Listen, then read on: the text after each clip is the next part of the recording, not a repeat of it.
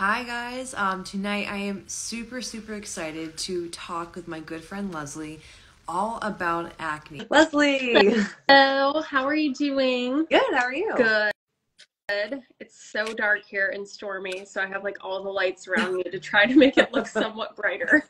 I know, for once I'm not in like a hole of my office back home to where it's like actually nice and in front of a window and don't have to always have a light on, so. Yeah, that's nice. So for you guys that are joining us, this is Leslie, a functional nutritionist and fertility, would you say specialist? I would say specialist, but You can say specialist. specialist. And we are talking all about acne. For Leslie's followers who don't know, Maddie Martinez, women's health and fitness coach, and I focus on getting women stronger and teaching them how to lift. And today we're going to talk about acne, the causes of acne, what treatment options there are outside of medication, what we should be focusing on, and then what are things you can do with your lifestyle to treat acne and clear up your skin. Because I don't know exactly I've seen a little bit on your page about your acne struggle, but I haven't had, luckily, I've never had to really have struggle with acne. I would get a little bit of hormonal acne that I've been working on getting cleared up, working on my gut. But I know for a lot of women, I mean, makeup is like the lifesaver to, fix and hide, for lack of better words, is, what's going on. So is there anything else you wanted to add before we jump in? No, I think that's it. I mean, I have struggled with acne for a long time. I struggled with it during puberty, growing up a little bit. I struggled with it on birth control and then rebounded horribly when I got off of birth control, went away for a little bit, and then came back with gut issues. So it's like my body is that's when I know, that's my first sign that, hey, your health is not great right now, is when acne starts coming back. So I've had quite a roller coaster of different things. So if you're watching or listening, like, I get you and I'm here to help you because acne can be just so isolating and like debilitating. And like you said, like I've gone through phases where I've wanted to hide behind makeup and it can be so hard. And it's almost like the makeup could be making it worse to a degree, depending on the ingredients or how heavy it is, or if you're not, double cleansing and stuff like that, and, getting that out of your pores. So yeah, I can totally understand that. My sister and I, not that we're joking about it, but we always say like we didn't have to get very good at makeup because we didn't have acne and like didn't grow up with that. And like I'm lucky that I didn't have that issue, but some gut health things that I've had going on could have led to worse acne, that I would get breakouts around my chin if we weren't already working on my gut health and trying to improve that. So it's kind of, all goes back, like you said, like if you have acne coming up, it's a deeper sign to something else.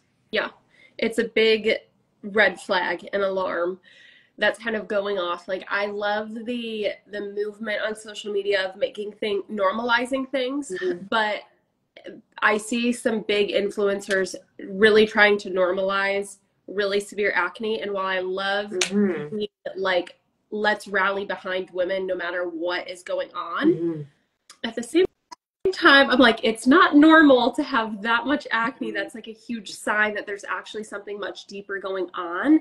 And the more severe the acne, it doesn't always correlate to the more severe the internal issue, but typically you're going to have more acne, more inflammation, more severe acne with more intense internal issues. So if there is acne, like it is common and you are still beautiful, but it also is a red flag that you need to start looking inward at what is causing that. Sometimes external, but typically when it's external things causing acne, it's not going to be as inflamed, big red things, cystic things that don't pop, things that that don't come to a head. That's not really going to be from external factors. External factors are going to be a lot more chill. So you might think like small whiteheads or blackheads. And that is, of course, still acne, and it can still be debilitating, but there is a little bit of a difference there. Oh, I didn't know that. I kind of all categorized it like this is, something, it's all being caused by a similar issue. But I like how you said that. I was recently on a podcast, and there was she asked me like something in the health world where I kind of like not get annoyed at, but just like poke holes in. And I think like the self-love side of things can get to where, if you really loved yourself, you would see, oh, this is an issue, but it doesn't mean you are morally bad or good or bad, whether you're dealing with like binge eating or, having acne. We're not saying you're a terrible person for having it, but, we can still, love ourselves to an extent, but want to fix it. There's a deeper thing going on, whether it's a bad relationship with food or it's like, hey, the gut issues, the reason you haven't had a bowel movement in like 3 days, we got to address that. Right. And it's not just like, we're bloated today, it's okay. Or no, there's probably something a little bit deeper we want to like dive into. So, but I like how you worded that. So let's talk about like what are root causes of acne, and we can start with like the topical things. Okay, well that list is much shorter, much less complicated.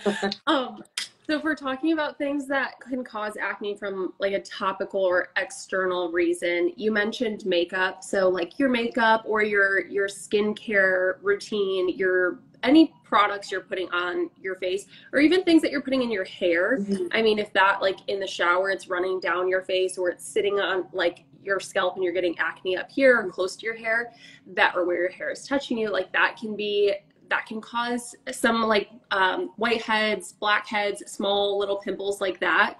And it can be from sensitivity to certain ingredients in there, or it can just be that your products have pore clogging ingredients in them.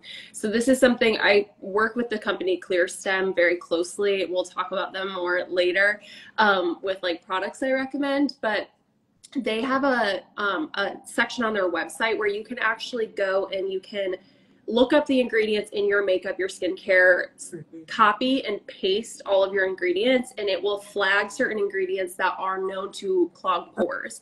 I see this in one thing that got me originally was that I was using all non-toxic and low toxic skincare, but a lot of that has certain oils like olive oil in it or shea butter, which those things are healthy. They're not bad for you. They're not bad ingredients, but they do clog your pores.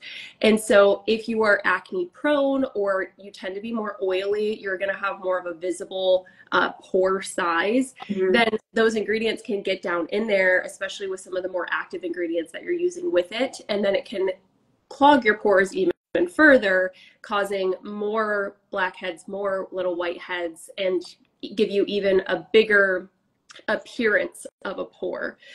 So that's a big topical thing. You should definitely look into the ingredients in your stuff that you're using. But then also, we don't think about like our cleanliness of picking at your face.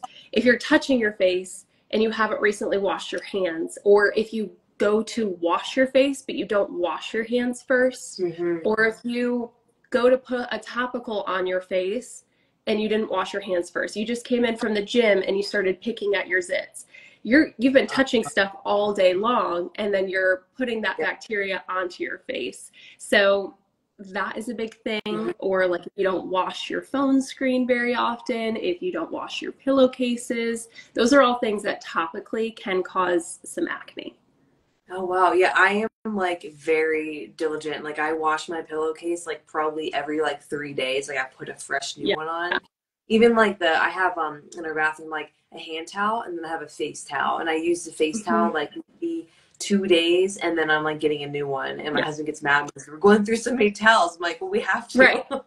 That's why you have a washer. Yeah, we need a clean towel. But I'm very diligent about that. And my sister will notice she will get like breakouts around her hairline when her hair gets super greasy. So, those are just like super simple things that, just over time can just, keep building up to you having breakouts and things like that. Yep. So let's talk more of the deeper stuff, like starting just like what can happen with, let's say, we'll talk about any internal stuff you want to start with. So, I mean, there's a long list. So how about I'll give a list of like it's not that long, but I'll give a list of all the different topics, and then we can kind of branch out from there. So things that can happen internally that are showing as acne on your face is having excess sebum production. So that, think oil. A lot of that is going to come from like excess testosterone, high insulin, things like that. So that's kind of the hormonal piece. Then excess stress, having a lot of stress can cause some acne. Certain birth controls can cause acne, just like certain birth controls can help reduce acne. Steroids can cause acne. I always like to, when I talk about that and like having high testosterone, I always like to imagine like the gym bro at the gym, that he's totally roided out and you see a ton of acne. Like that can happen to females too. Certain supplements that these aren't bad for you. Like we need these vitamins at a certain level, but some people have genetic factors that make them more susceptible to things like biotin and B12 that can result in some acne. A lot of inflammation and like lymph issues can result in a lot of acne. Western diet, so things like eating a lot of processed wheats, dairies, sugars, ultra processed foods, and then certain things within your gut health, so like protozoa, like parasites, candida and H. pylori all have commonalities with acne. Yeah, so there's a lot. Yeah. And me and Leslie were talking about this earlier. We're going to have her on our podcast, Kind of Hot, Kind of Healthy, because this is it's a lot to talk about.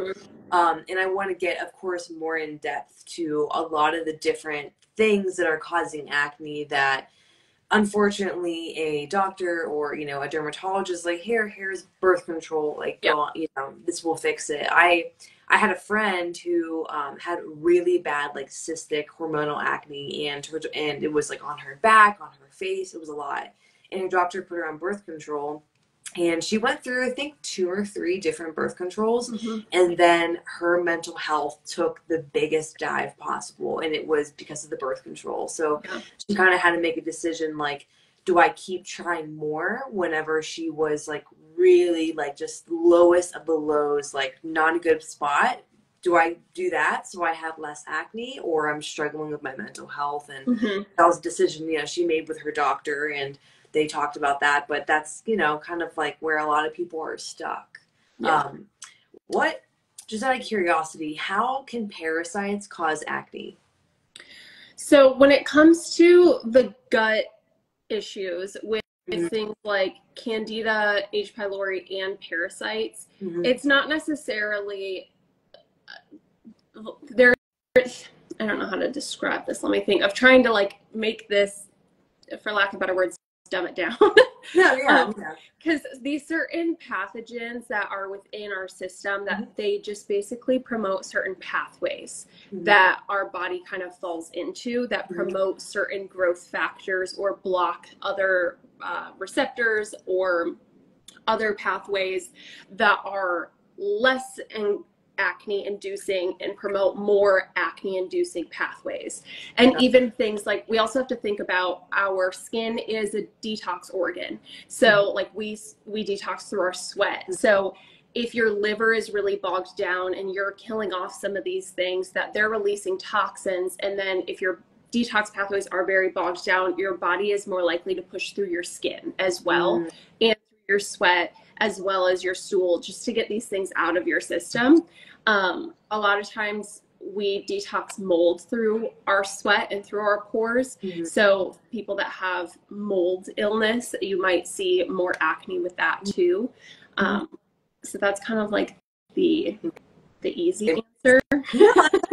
No, it is more complicated, right? Because if you would ask me like 5 years ago about like detox pathways, I've been like, what? Yeah. You know what I mean? Like, because I've been working on getting through, and I've been naming it now as like my fake diagnosis, like my autoimmune disease that I don't really think I have.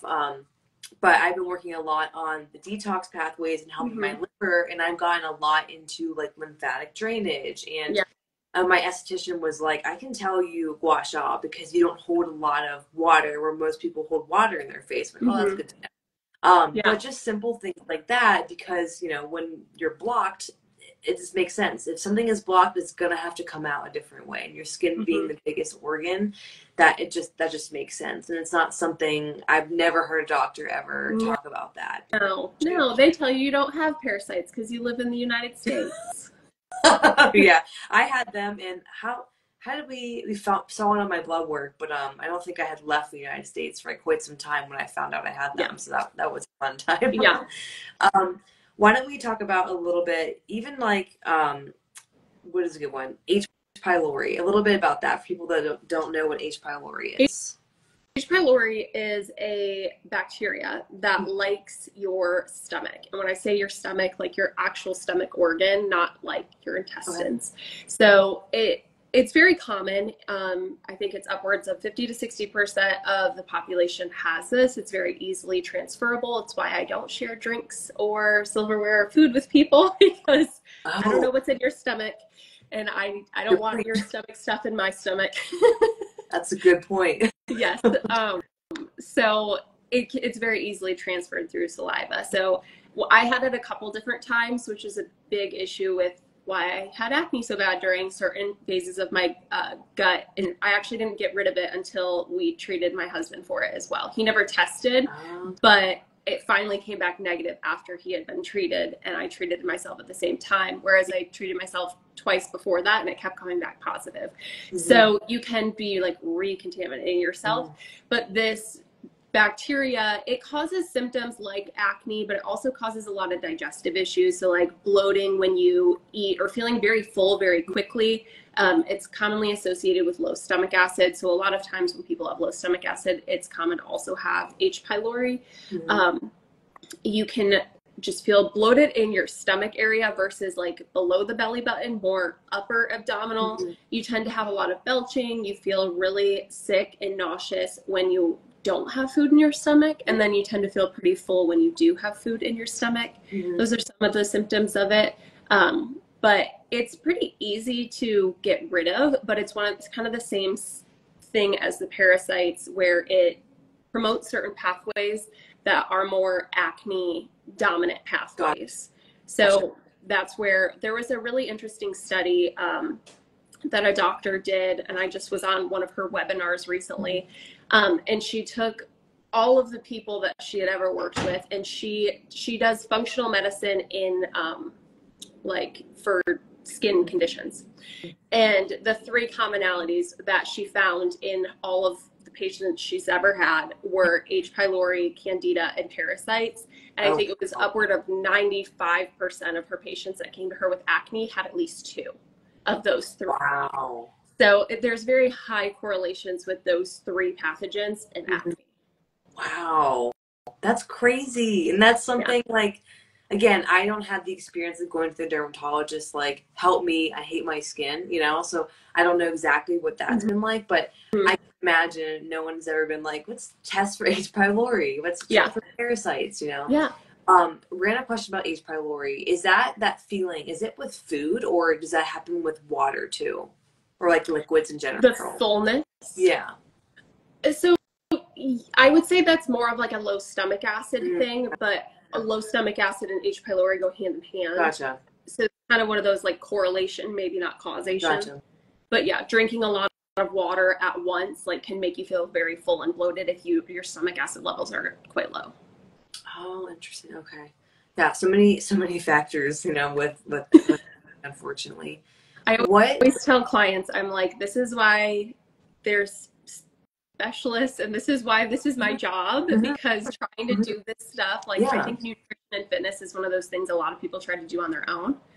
And I totally get doing it on your own to an extent, but then there's also a reason to hire a professional, because there's so much and it's all intertwined and all these small things you don't think about. Oh yeah. I mean, like when I started my journey with trying to figure out what is going on with my autoimmune system, like a Google search could leave me with 500 million answers, you know, and the more you know, poke at what you're doing, or as, you know, Lacey says, like start to tug at the spider web, you're going to see all these other things happen. And even if you're someone that's like, oh, I really want to lose weight, I haven't been able to lose weight, or whatever it is, you know, there might be some other things that are happening that are causing you not to be able to, or just the lack of not having a plan and a direction. You're just spinning your wheels like, okay, I'll try this, I'll try that, and nothing's working because you need something that makes sense, you know, for where you're at. When people are like, okay, I'll just go on birth control, why is that not the fix for acne? So there's a couple of things here. Certain types, and kind of like I think you mentioned it was your friend, certain types of birth control can make acne worse when you stop it or when you're on it. So there's different generations of birth control, the types of birth control, and most, like, there's the progestin in the birth control is not the same as progesterone. Most of them are actually derived from testosterone, making them more androgenic. So when I gave that list earlier about like internal reasons, sometimes certain birth controls can actually make your body feel more testosterone heavy or more androgenic, pushing more things like acne, oily skin, weight gain, and hirsutism. Not all, but some birth controls can do that. And that's probably why your friend had to cycle through a bunch, because she may have noticed that when she was on one of those, it made things worse. That's happened to me before when I was on my birth control for 9 years. It was like certain ones made me have really big cysts, and then certain ones took it away. And then also some other forms of birth control, different generations, they reduce your testosterone. And so then when you get off of birth control and you stop, you can actually have a resurgence of testosterone and those androgens, creating more sebum. So more oily skin, high testosterone as a rebound effect. And then you're left with, that happened to me as well. When I got off, my testosterone was really, really low. And then like 6 to 8 months later, my DHT was super, super high. And I had all this crazy acne. So those are two reasons I don't love birth control for acne, but also it's kind of just a Band-Aid. Like, why are you having acne in the first place? We just listed so many different reasons as to why you're having it. So why not actually address the root cause? Because just getting on birth control, specifically just for acne, like when you want to get off of that, if you choose to have kids in the future, or you're just don't want to, mask your hormonal cascade anymore, your hormonal symphony as you get older, then that's going to come back. And it might even come back with a vengeance, because you might have a type that's suppressing testosterone, then you get off and it's like super high. Yeah. And that it's just like delaying the reaction, and it might even be worse later on. Which is like, I was put on birth control because I wasn't getting a period. And here, and I'm forgetting the name. It was like similar to like female triads, where it was just like, I was just so lean. It was like impossible for me to have a period. Yeah. And they're like, oh, take this and it'll get you regular. I'm like, okay, and my mom didn't know, right. Just trying to like, give me some kind of support. So, if you found yourself in, unfortunately, that cycle of just being on birth control to fix the issue, whether I had a client that was in a lot of pain and they were like, well, you might have endometriosis, we're not sure, but go on, Mirena. And that was like a big fear. She's like, if I come off, it's going to be painful. I'm like, I know that's scary because it was painful before, but we can work through it. And we did, and she's off birth control and doesn't have painful periods anymore. And starting her family eventually, but that stuff's possible. It's just, we want to make sure people aren't being like fear mongered into like, you have to stay with birth control forever to fix your painful periods or fix your skin too. Yep. There's a lot of other side effects with it too that I just don't love. So it's one of those things of like, okay, you're having acne, but your periods are fine. Maybe it has nothing to do with your hormones in the first place. And we actually need to address more your gut and not your hormones at all. 100%. I would love to keep talking like more and more on the other things like Accutane and stuff like that. But why don't we jump into, we'll leave that for the podcast. Okay.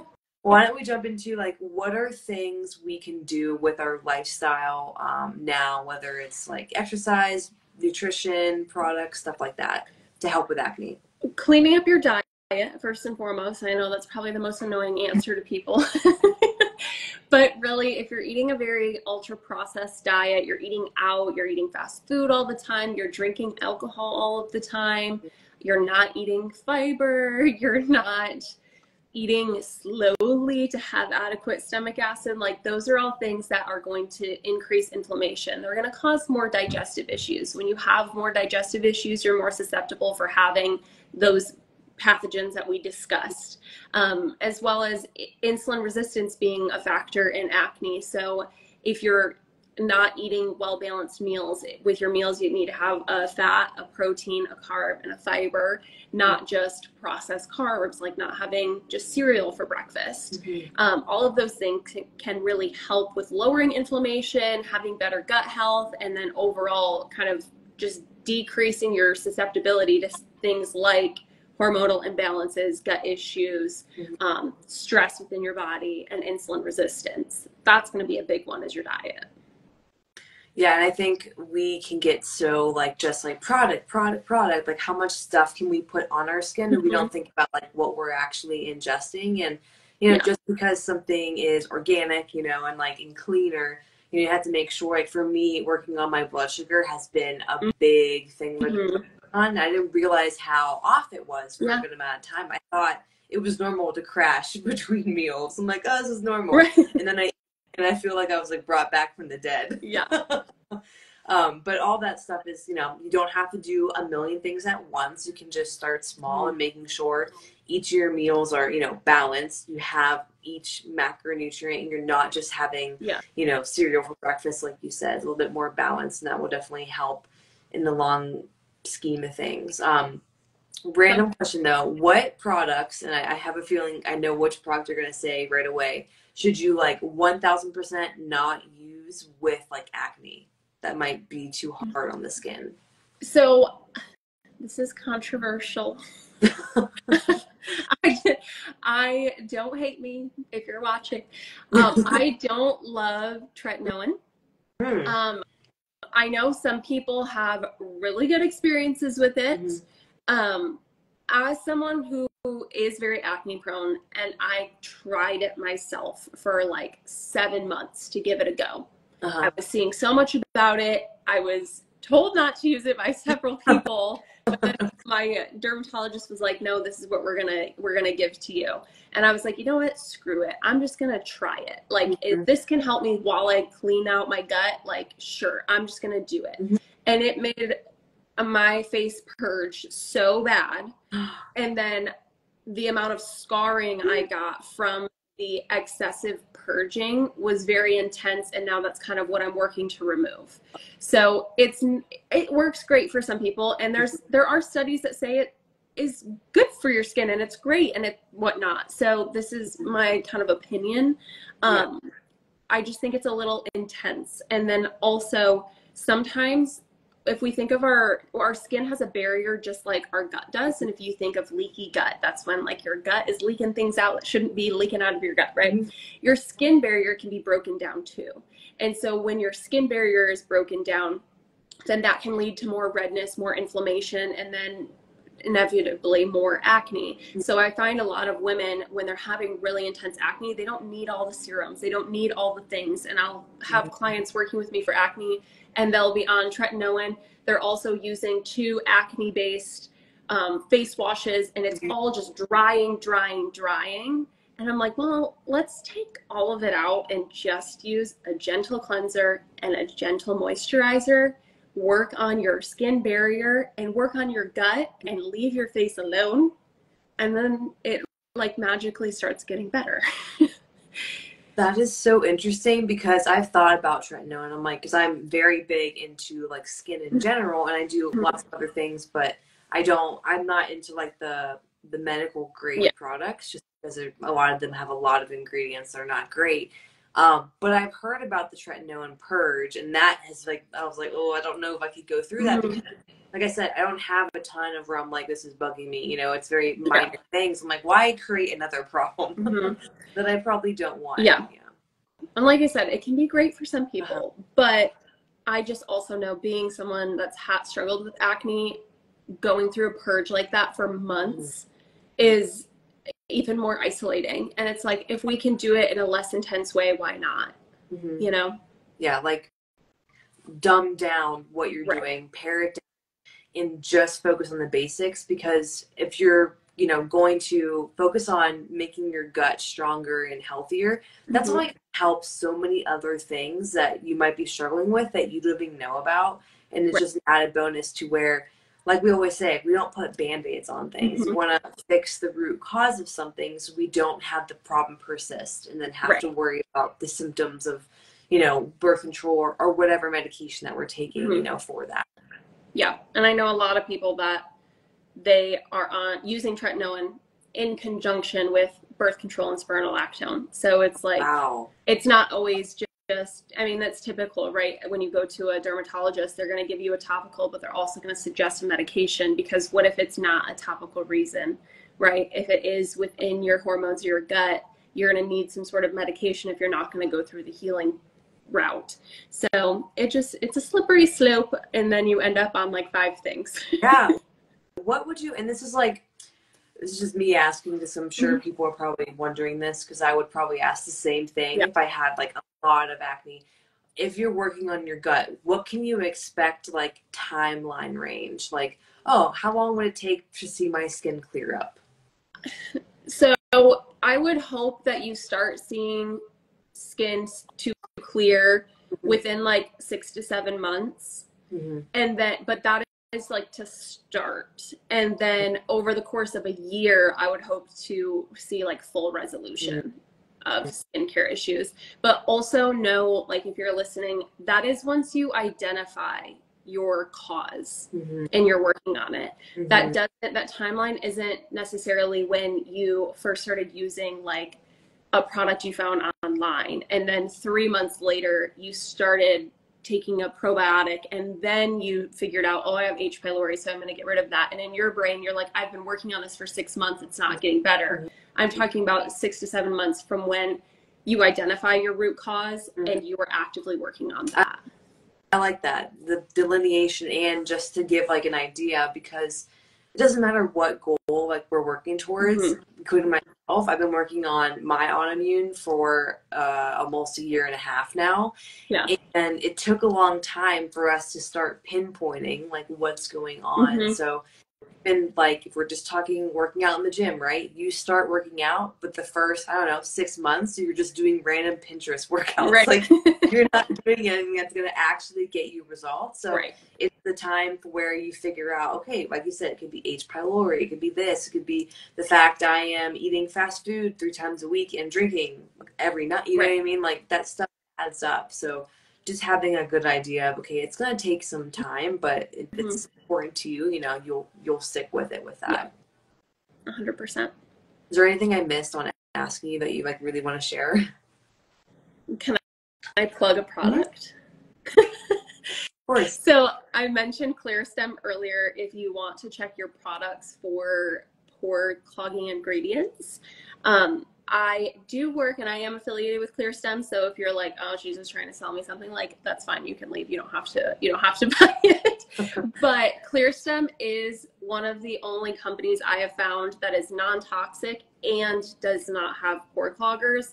And that is a journey to go on, to find products that fit into both categories. I felt like for a long time, it was like, if I want to go non-toxic, I have to have some of these ingredients that might break me out, or I can have products that don't break me out, but they might be endocrine disruptors in them or fragrance in them that, like, I don't want that on my skin either. So if you are looking for a company that you can use a gentle cleanser, or you can use like a gentle moisturizer, ClearStem is a great company that I would start there. And just like simplify your routine while you address the root causes, the internal root causes.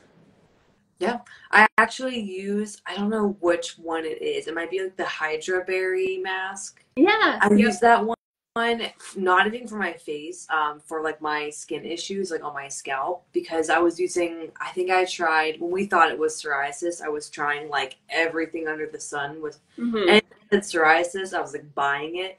And it wasn't psoriasis, so it wasn't helping. But I've been using that, and it's been great because it's not, like you said, Julie, my coach, she wanted me to use it because it's non-clog pouring. Is that right? Yeah, clog pour. You know what I mean? Non-pore clogging. My mind is like backwards right now. Yes, non-pore clogging. And it's been helpful and it's been good in that, but I've liked that product a lot. So I think it's a good company because, like you said, it's like the in between of like, okay, it's so clean, it's has olive oil in it to where, it's not like St. Ives. Right. Yes. Yes. Oh my God. St. Ives. Oh God. Well, thank you so much for coming on. And like I said, we're going to do like a full, bigger deep dive on the podcast talking about Accutane, all those things too, and like what other measures that you see with clients and how you work with them through that. But I hope you guys got lots of value for this. And Leslie, if you want to add anything else before we go. I think that's it. Okay. We'll save it for the podcast. Yeah, we'll save it for the pod. To me, Allie always says, save it for the pod. Well, thanks, guys. I hope you enjoyed, and I'll talk to you soon. Bye. Bye.